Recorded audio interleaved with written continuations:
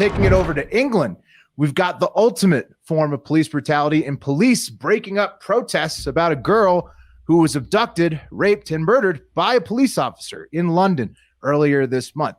So the girl's name is Sarah Everard. She's a 33-year-old woman who was abducted from a city street in early March in London and found dead in the woodlands, like outside the UK capital. The officer who's suspected of the murder and a woman who allegedly helped him abduct Sarah are already in police custody. But obviously, it's a case that's causing mass protests, especially among women who don't feel safe in the city anymore. If you're walking, on city streets where they have closed circuit TV in all of London, and you just get abducted by raped and killed by a police officer, going to make you feel pretty unsafe.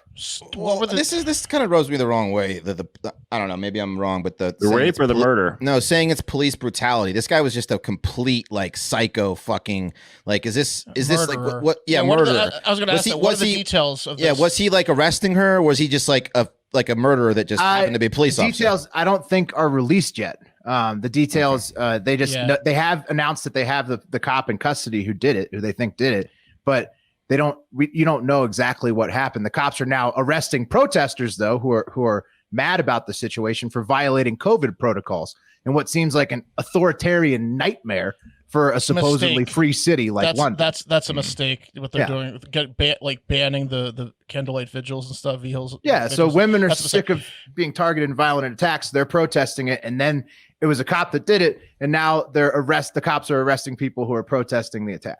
Yeah, so those stories, I see your point, Wes. Those are completely different. One's like police brutality on a traffic stop, and one potentially is a serial killer found a just woman, happens to be a cop. And he's a cop. Yeah, we have to find out more details. But I think that the important takeaways from the second story that I've been reading is women in general are it's like another Me Too movement where they're like, we have had to wear fake headphones or put music on low when we go on jogs.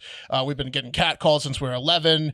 90% of women that were surveyed were we've felt incredibly scared and had to run for our lives, or assumedly we had to we just took off and ran at least once in our life from a scene.